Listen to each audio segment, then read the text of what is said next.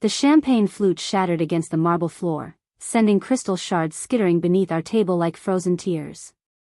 Every head in Harborview Bistro turned toward us, conversations dying mid-sentence as Victoria's voice cut through the elegant Sunday brunch atmosphere like a serrated knife. Before we jump back in, tell us where you're tuning in from, and if this story touches you, make sure you're subscribed, because tomorrow, I've saved something extra special for you. You're nothing but a waste of space, Maya.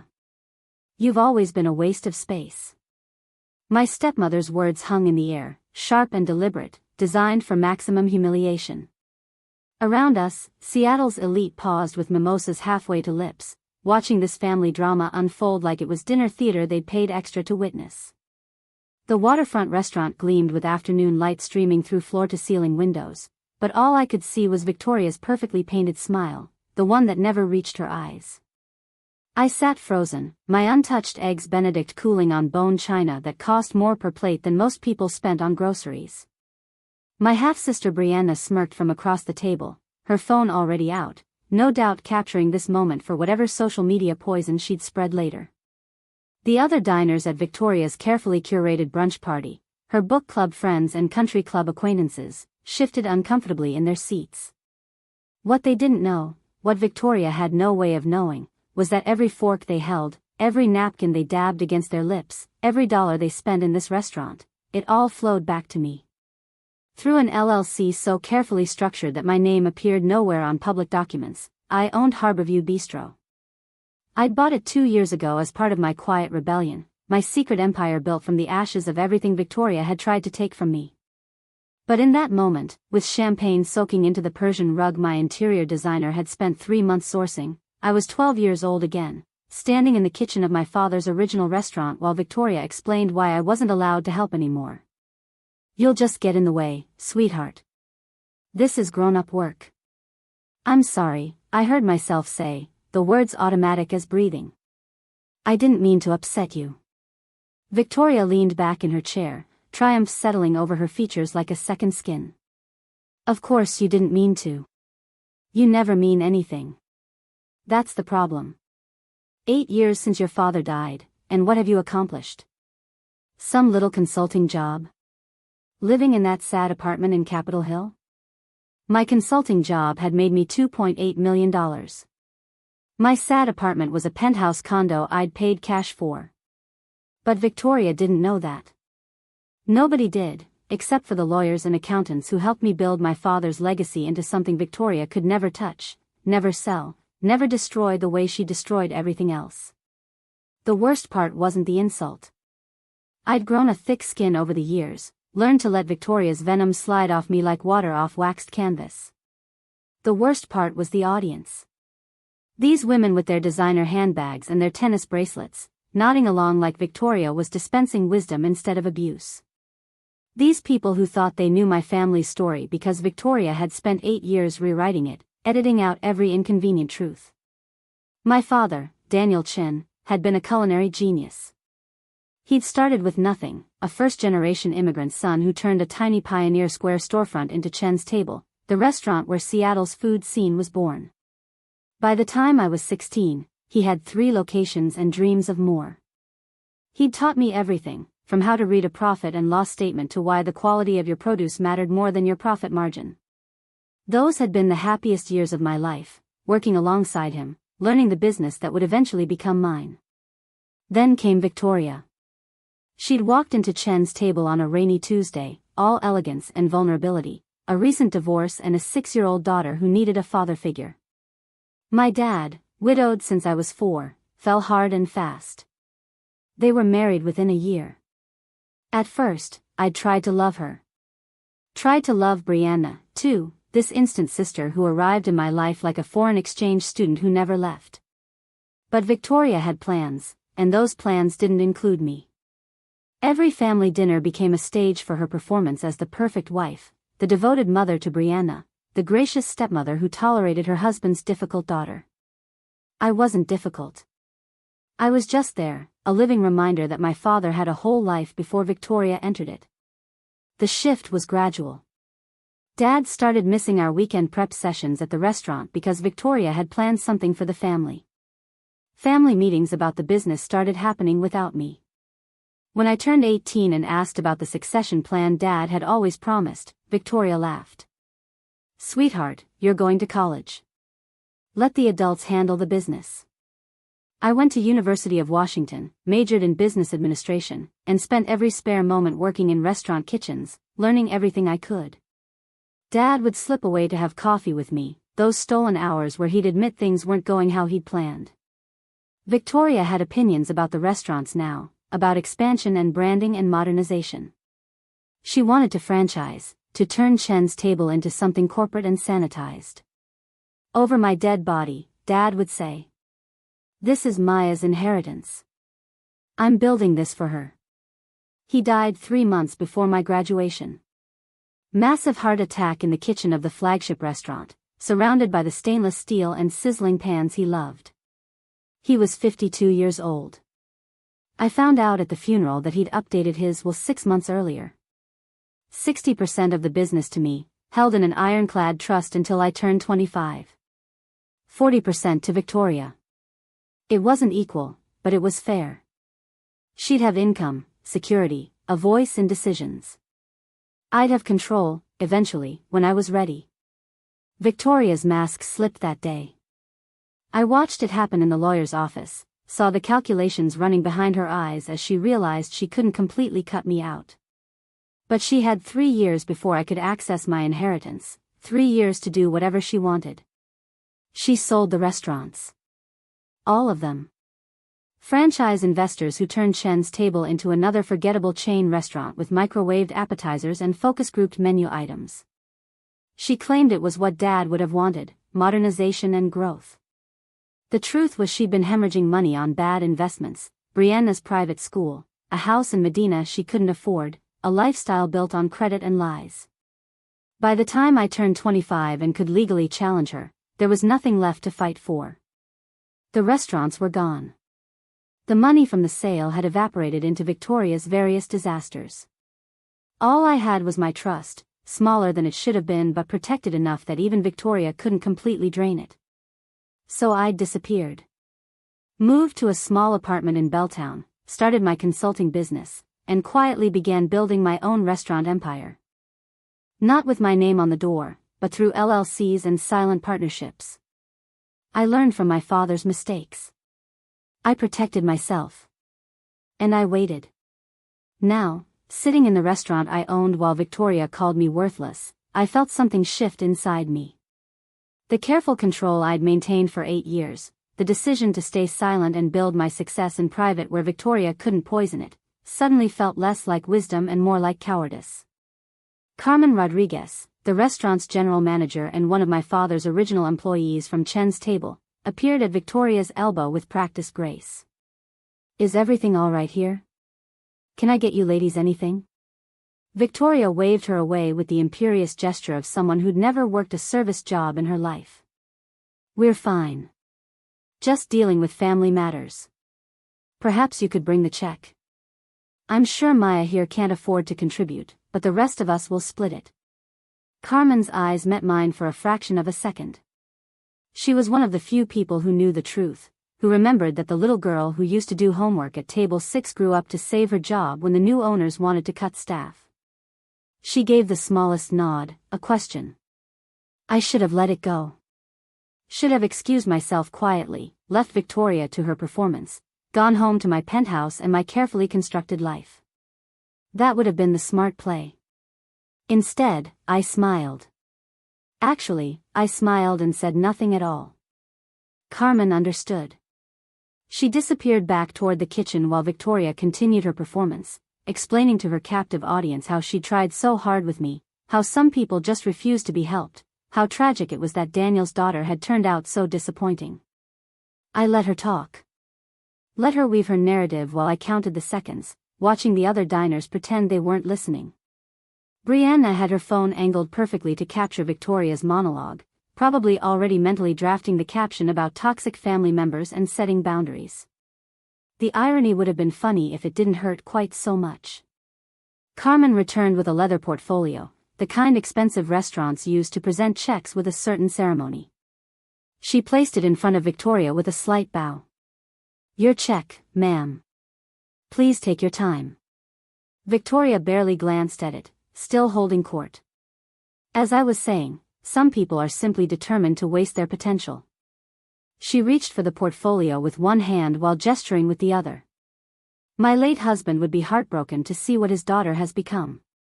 Working some nobody job, living paycheck to paycheck, when she could have had everything if she'd just listened to family. She opened the portfolio. Her words died mid-sentence. I watched the color drain from her face as she stared at the bill. Watched her eyes scan the total once, twice, 3 times, like the numbers might rearrange themselves into something more palatable. Brunch for 12 people at Harborview Bistro, with champagne and premium menu items, came to just over $3,000. But that wasn't what made Victoria's perfectly applied foundation suddenly look like a death mask. It was the note Carmen had clipped to the top of the bill, printed on the restaurant's letterhead. Compliments of the owner. Thank you for dining with us, Ms. Chen. We hope you've enjoyed your meal at your stepdaughter's establishment. Preparing and narrating this story took us a lot of time, so if you are enjoying it, subscribe to our channel, it means a lot to us. Now back to the story. The silence that fell over our table was different from before. This wasn't the uncomfortable hush of witnesses to a family argument. This was the electric quiet of people realizing they'd fundamentally misunderstood the story they were watching. I stood, smoothing down my dress, taking my time. Thank you for coming to brunch, Victoria. I hope the eggs were cooked to your liking. Carmen, as always, exceptional service. Carmen's professional mask cracked just enough to show a smile. Our pleasure, Ms. Chen. Will you be joining us for the management meeting tomorrow? 3 o'clock, I confirmed. I want to review the spring menu proposals. Brianna's phone clattered onto her plate. You own this place? I own several places, I said, keeping my voice level and calm. It's what I do. Restaurant consulting means I help people build and sometimes acquire establishments. This one needed an owner who actually understood the industry, so I bought it. 2 years ago, actually. I've been meaning to tell you, Victoria, but we don't really talk much. Victoria's mouth opened and closed soundlessly. Around us, her friends were doing their own calculations, remembering every disparaging comment she'd made about me over mimosas and eggs. One woman, whose name I thought was Jennifer, had the grace to look ashamed. I picked up my purse, an understated leather bag that cost more than Victoria's flashy designer tote but whispered its quality instead of shouting it. The bill's been taken care of, obviously. Consider it my contribution to family harmony. I paused, letting my next words land with precision. After all, I'd hate for anyone to think I was a waste of space who couldn't contribute. The walk from the table to the exit felt like miles. Every step I expected Victoria to recover, to say something cutting, to regain control of the narrative. But she sat frozen, still clutching the bill with its damning note. I pushed through the heavy doors into Seattle's spring afternoon, the salt air from Elliott Bay hitting my face like a baptism. My hands didn't start shaking until I reached my car. I sat in the driver's seat of my sensible hybrid, another deliberate choice to fly under Victoria's radar, and watched them tremble against the steering wheel. 8 years of careful planning, of building my success in the shadows, of letting Victoria believe whatever she wanted about my life, had just detonated in the space of 5 minutes. My phone buzzed. Carmen's name lit up the screen. That was the most satisfying moment of my entire career, she said when I answered. I thought you'd want to know. Victoria tried to argue the bill. Said there must be some mistake, that you couldn't possibly own the restaurant. I showed her the LLC paperwork. She left without saying goodbye to her friends. I closed my eyes, leaning my head back against the seat. How bad is it going to get? Carmen was quiet for a moment. I've known you since you were 8 years old, Maya. I watched your father teach you to brunoise vegetables in the prep kitchen. I was there when Victoria started pushing you out, and I was there when she sold everything your dad built. You've been preparing for this confrontation your whole adult life. The question isn't how bad it'll get. The question is whether you're ready to finish what you started. She was right. Of course she was right. This wasn't an impulsive revelation born from wounded pride. Some part of me had been engineering this moment since the day I bought Harborview, since I'd deliberately chosen the restaurant Victoria loved to frequent, the place she brought her friends to show off her connection to Seattle's dining scene. I'd been waiting for her to push me too far in exactly the right setting. I drove home on autopilot, my mind already racing ahead to the fallout. Victoria wouldn't let this stand. She'd retaliate, but how? My finances were locked down tight, protected by layers of legal structures I'd spent years building. She couldn't touch my business, couldn't access my accounts. But Victoria had never needed money to hurt me. She had something more powerful, the ability to rewrite history, to tell stories that made me the villain. My condo welcomed me with its clean lines and carefully curated emptiness. I'd decorated it like a hotel room, beautiful but impersonal, a place where I could hide but never quite relax.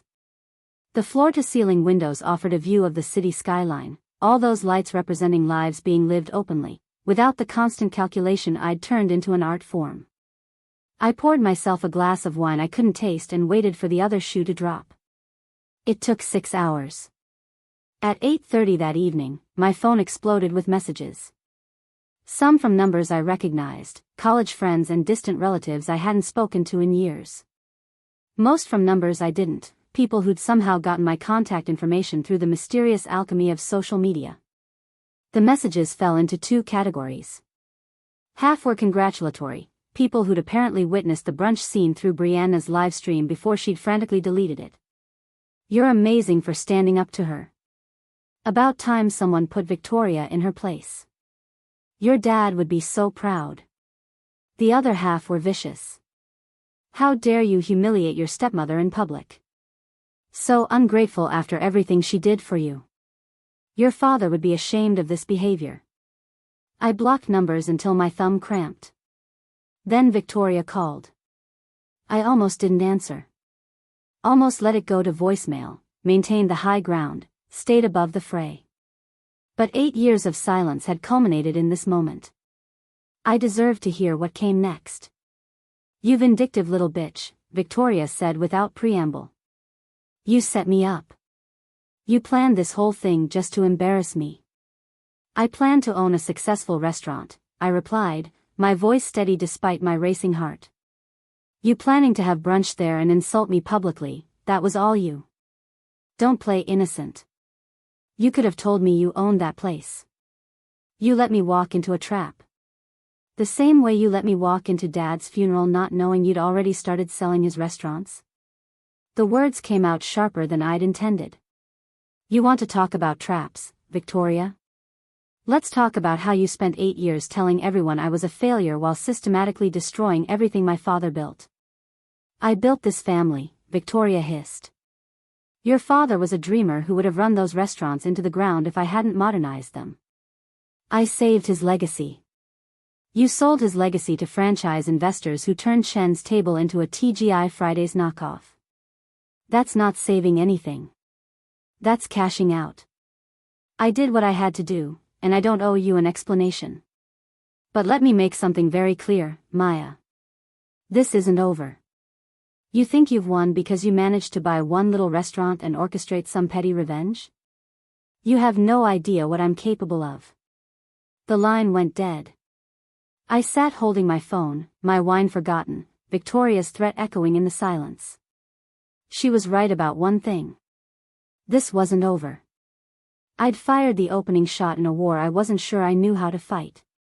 Because for all my financial success, for all my careful planning, I'd never learned how to combat the one weapon Victoria wielded better than anyone, the narrative. She'd spent 8 years building a story about who I was, painting me as the troubled daughter, the disappointment, the girl who couldn't appreciate what she had. One scene in a restaurant wouldn't erase that story. If anything, I'd just given her ammunition to claim I was vindictive, petty, someone who would weaponize success to hurt the woman who'd tried to mother me. My phone buzzed again. This time an unknown number with a Seattle area code. Against my better judgment, I answered. "Maya Chen?" The voice was male, professional, unfamiliar. "My name is Marcus Reynolds. I don't know if you remember me, but I used to be your father's business partner. I heard about what happened today at Harborview, and I think we need to talk. I have information about your stepmother that you're going to want to hear. Marcus Reynolds looked exactly like someone who'd spent 8 years carrying a secret he wasn't supposed to tell.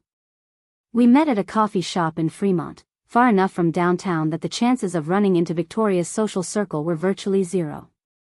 He was older than I remembered, silver threading through dark hair, but his eyes held the same sharp intelligence that had made him my father's perfect business complement. "Thank you for meeting me," he said, stirring sugar into black coffee with the methodical precision of someone buying time to organize their thoughts. "I wasn't sure you'd remember who I was." "I remember," I said. "Dad's silent partner. You handled the business side while he focused on the food. You left right before he died." Something flickered across his face. "I didn't leave. I was pushed out. By Victoria." The coffee shop hummed with Saturday morning energy around us, people absorbed in laptops and conversations, oblivious to the bombshell being dropped at our corner table. I set down my mug carefully, willing my hands to stay steady. "Tell me everything." Marcus pulled a folder from his messenger bag, the kind of worn leather that spoke to years of use. Inside were documents, emails, financial statements, all meticulously organized with colored tabs. "I'd been wondering whether to contact you for years. When I saw the video from yesterday's brunch making the rounds, I figured it was time to stop wondering." "There was a video?" My stomach dropped. Brianna live-streamed the whole thing before she deleted it. Too late, though. Someone screen-recorded it. It's been shared about 15,000 times in local Seattle groups. "You're kind of famous right now." I closed my eyes briefly, absorbing this new reality.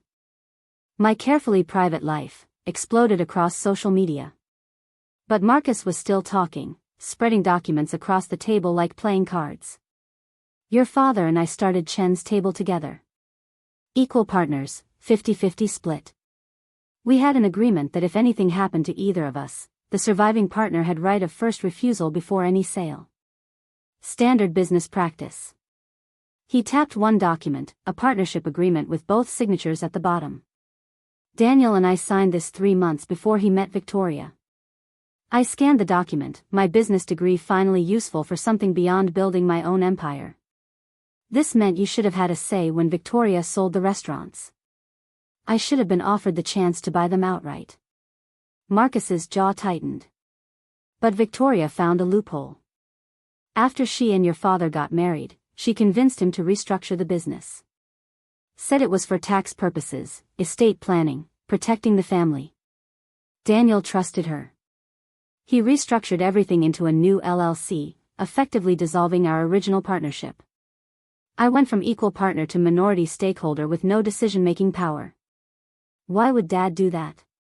"Because Victoria told him I was embezzling." Marcus's voice went flat. "She manufactured evidence. Fake invoices, altered bank statements, forged emails. Nothing that would hold up in court, but enough to make Daniel doubt me. We had a falling out. I walked away rather than drag your father through a legal battle that would have destroyed the business and his reputation." The timeline clicked into place. The restructuring happened about 6 months before Dad died.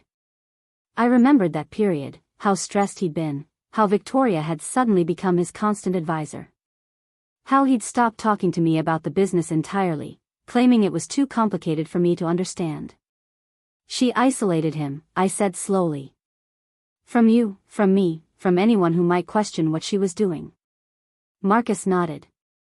"I tried to warn him. Told him to get a forensic accountant, to verify her claims independently. He wouldn't hear it. Victoria had positioned herself as the loyal wife protecting him from a dishonest partner. Classic manipulation. By the time I realized what was happening, I'd already signed away my rights in the restructuring. So when Dad died and left everything to Victoria and me, you had no claim at all." "None." I watched from the sidelines while she dismantled everything we'd built. The franchise deal, the liquidation, all of it was legal because Daniel had unknowingly given her the power to do it. Marcus leaned forward. "But here's what you need to understand, Maya. Victoria didn't just steal from your father. She's been stealing from you. He slid another document across the table. Bank statements from the trust my father had left me. Except these statements showed transactions I'd never authorized. Withdrawals, transfers, payments to companies I didn't recognize. How did you get these? I still have friends in the industry. People who remember what Victoria did, who've been watching her over the years. One of them works at the bank that manages your trust. He reached out to me 6 months ago when he noticed irregularities. Said he couldn't officially report it without evidence of fraud, but he could make sure the right information found its way to the right person.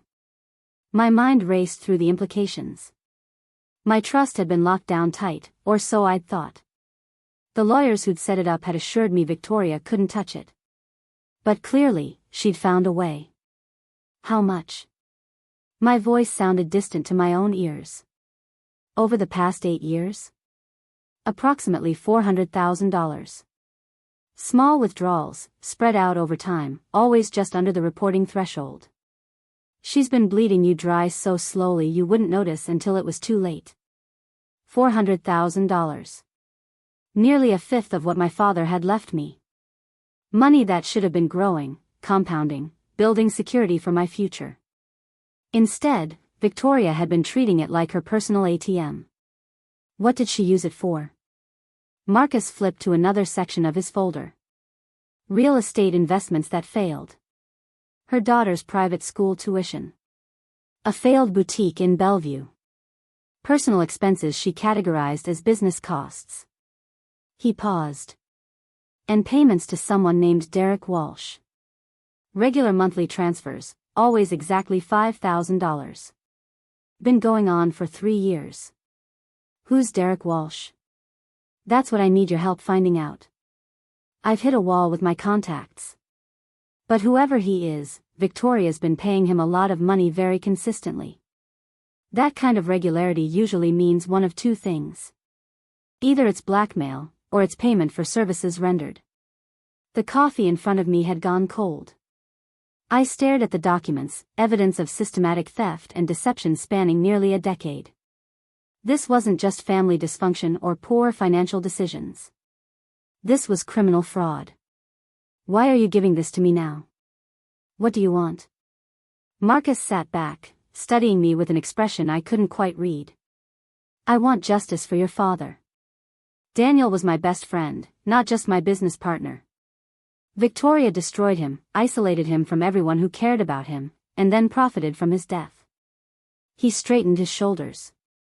And I want my reputation back. She spread rumors about me for years. Made sure everyone in Seattle's restaurant community thought I was a thief. Some people still won't work with me because of what she said. So this is revenge. He didn't flinch from the word. Partly. But it's also the right thing to do. You're finally in a position to fight back, Maya. You've built something she can't touch, can't sell, can't destroy. You have resources and allies.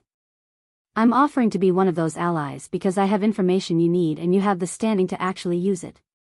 I gathered the documents, stacking them carefully. What's the next step? We need a lawyer. Someone who specializes in financial fraud and estate law. Marcus pulled out a business card. Catherine Sullivan. She handled a case against Victoria's boutique when it closed owing money to suppliers. She knows how Victoria operates.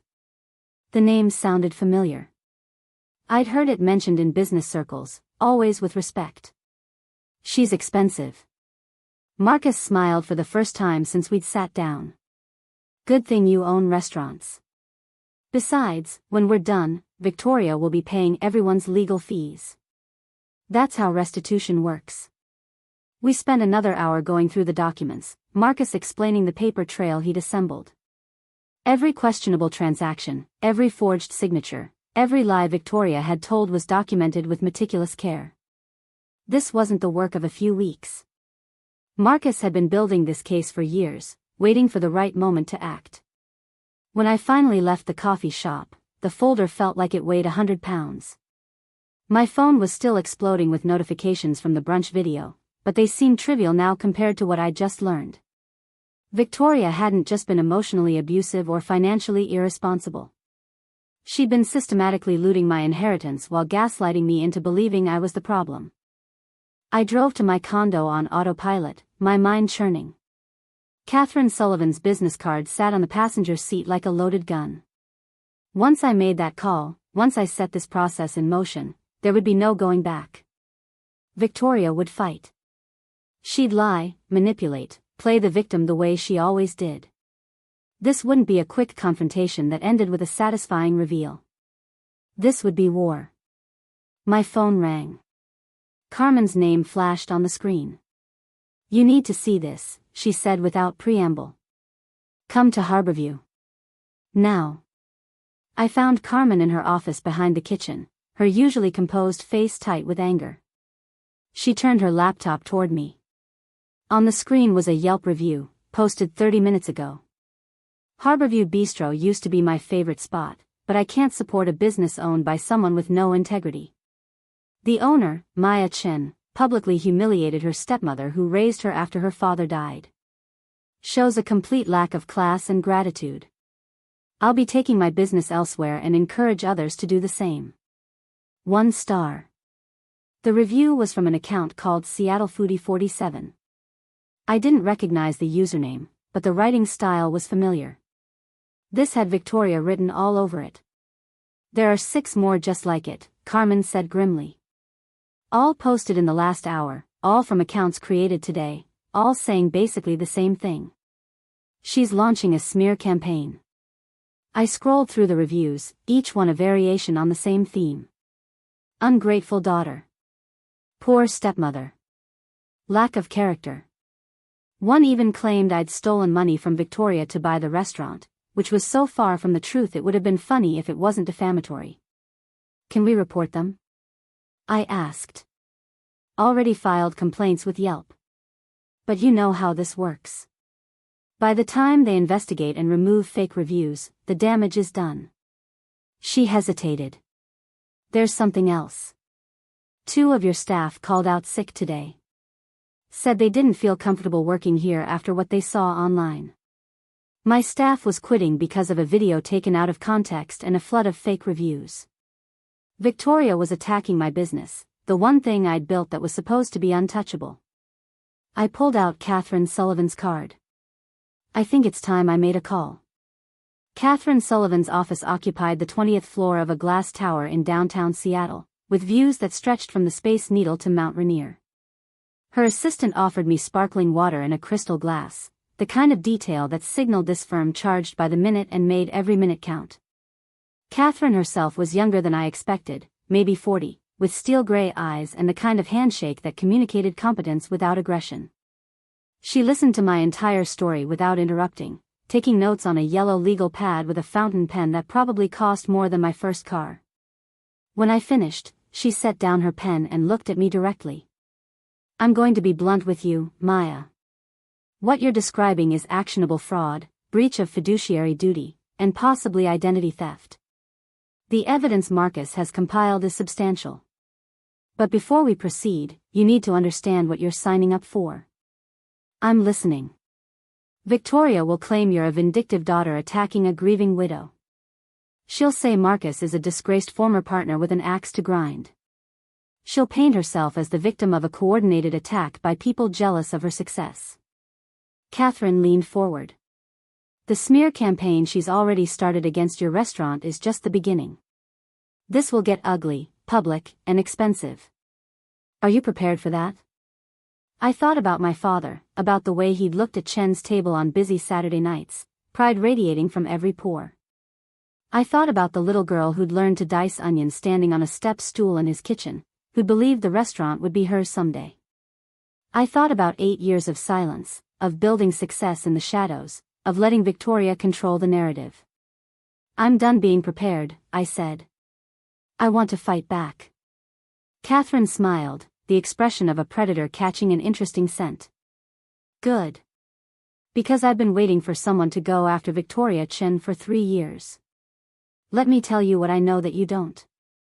She pulled up a file on her computer, spinning the monitor so I could see. Victoria's boutique, the one that had closed owing money to suppliers. I'd represented 4 of those suppliers in collection proceedings. During discovery, we found something interesting. Victoria had been paying herself a salary of $20,000 a month from a business that was barely breaking even. When the boutique went under, she claimed bankruptcy for the business entity but kept all the personal assets she'd already extracted. That's legal? Technically, yes. Morally reprehensible, but legal. However, one of those suppliers hired a private investigator who discovered that Victoria had opened the boutique using loans guaranteed by your trust fund. She forged your signature on the loan documents. The supplier was preparing to file charges when Victoria settled out of court with a confidentiality agreement. She used my money to start a business, paid herself a fortune while it failed, then made it disappear? The scope of Victoria's schemes kept expanding, each revelation worse than the last. Catherine nodded. The investigator's name is James Park. He's kept his files on Victoria, been adding to them over the years. He'll work with us. Between his research and Marcus's documents, we have enough to file both civil and criminal complaints. What about Derek Walsh?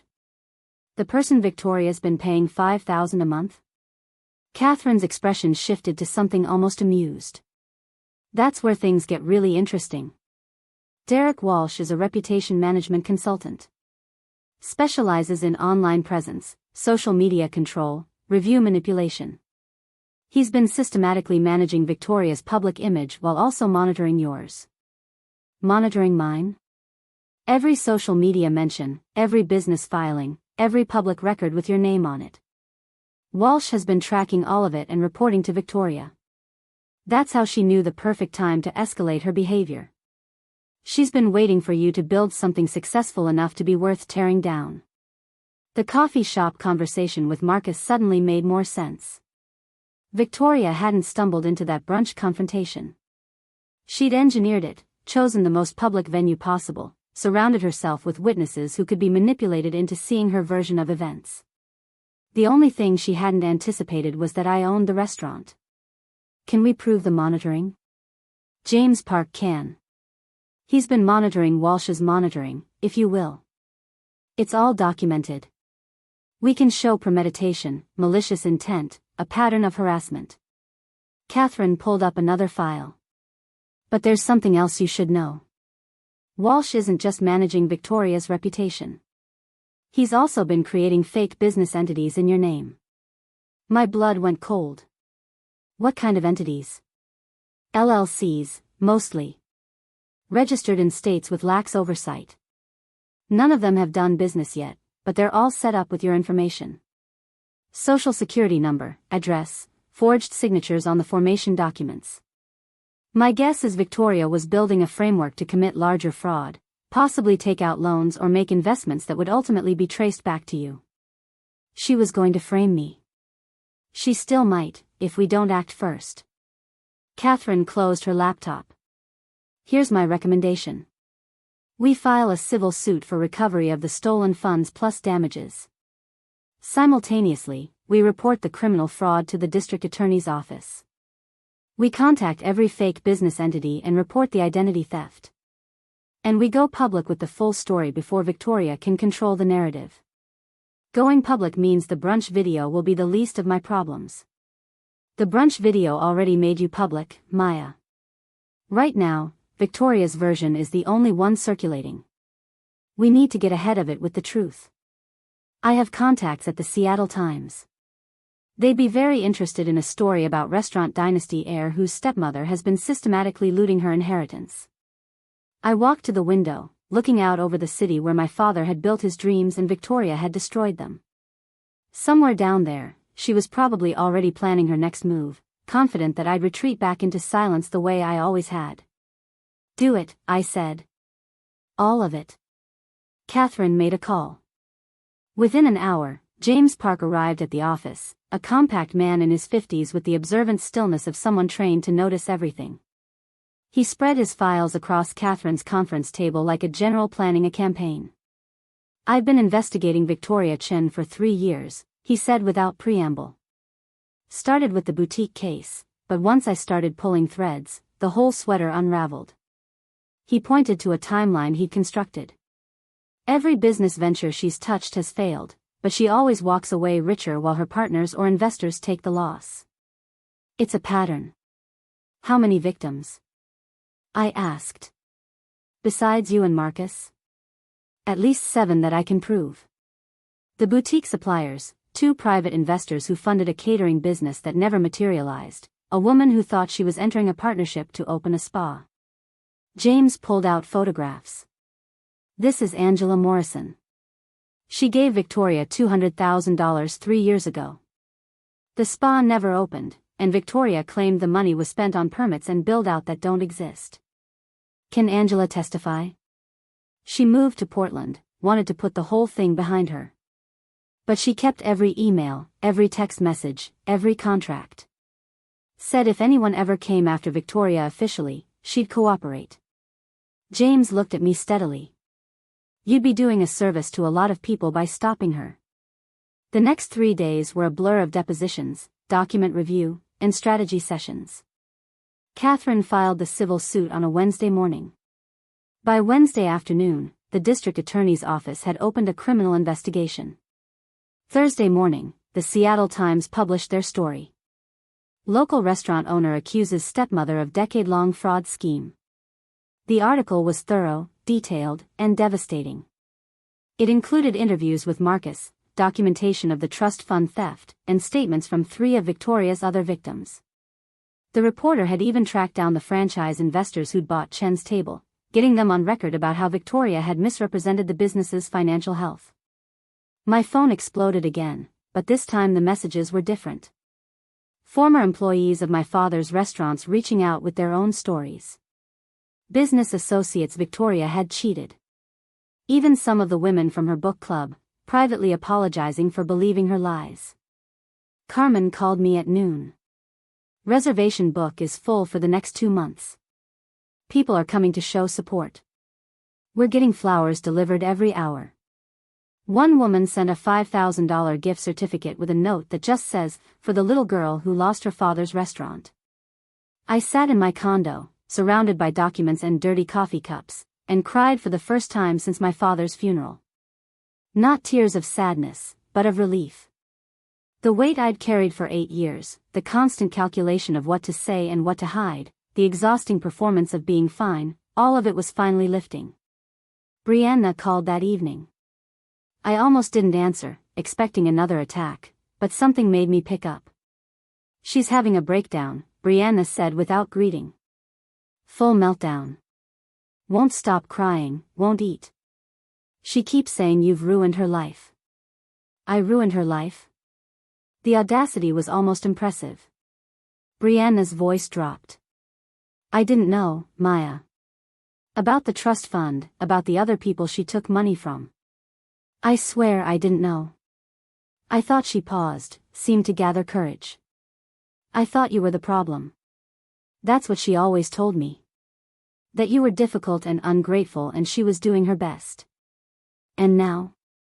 Now I'm reading articles about fraud and identity theft, and I'm realizing my mother has been lying to me for my entire life. Brianna's voice cracked. My private school tuition came from your stolen money. Did you know that? I went to Lakeside on money she stole from you. I didn't know what to say to that. Brianna and I had never been close, but she'd been a kid too, shaped by Victoria's lies just like I had been. I'm sorry, she whispered. For everything. For not questioning it, for filming that video, for believing her. I'm so sorry. After we hung up, I sat in the gathering darkness of my living room and tried to figure out what forgiveness looked like.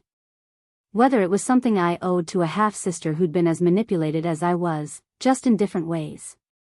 Whether being Victoria's daughter was punishment enough. Catherine called at 9. The DA wants to meet tomorrow. They're considering multiple felony charges.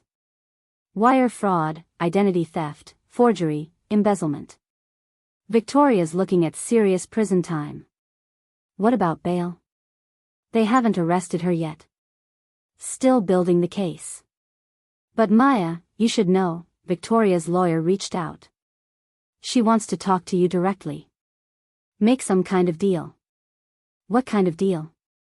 That's what she wants to discuss. Catherine's tone made it clear what she thought of this idea. You don't have to meet with her. In fact, I'd advise against it. But I was already making the decision, already knowing that this confrontation had been 8 years in the making and wouldn't feel finished until I looked Victoria in the eye one more time. Set it up, I said. Somewhere public.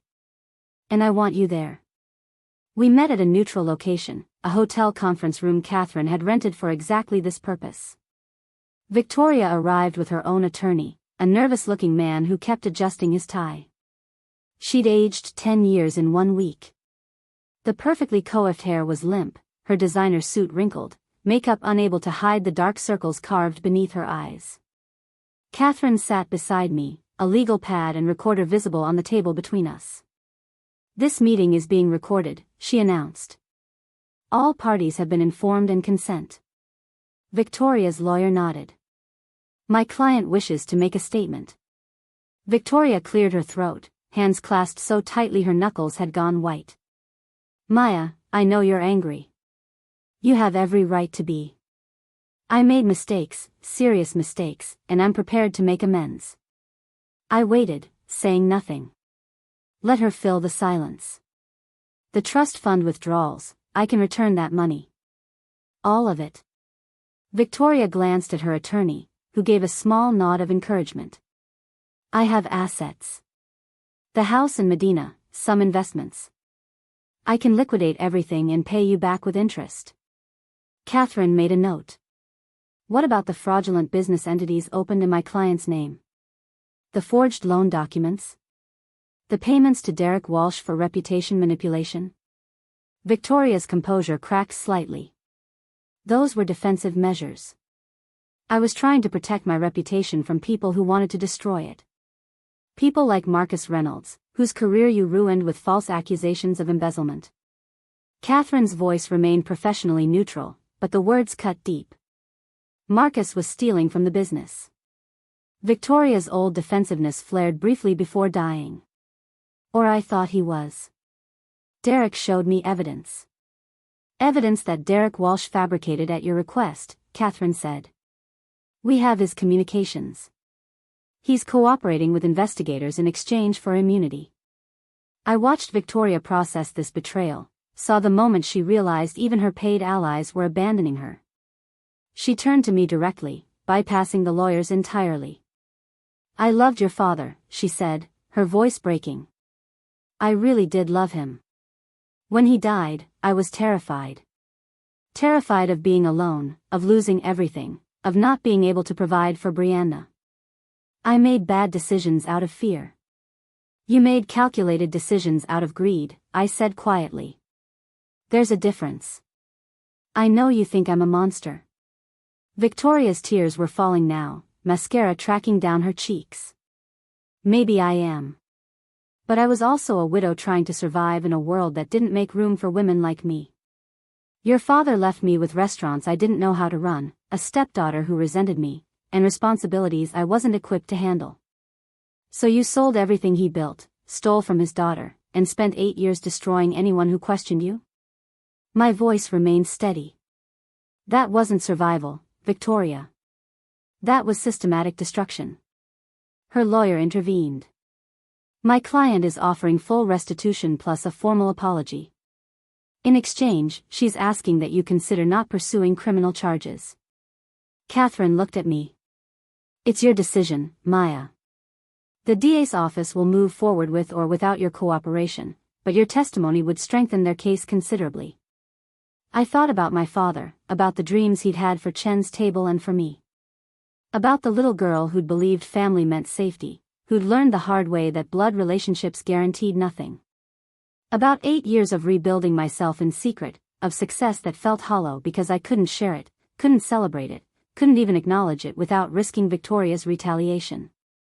I thought about Angela Morrison in Portland, about the boutique suppliers who'd lost money, about Marcus Reynolds whose reputation had been shattered.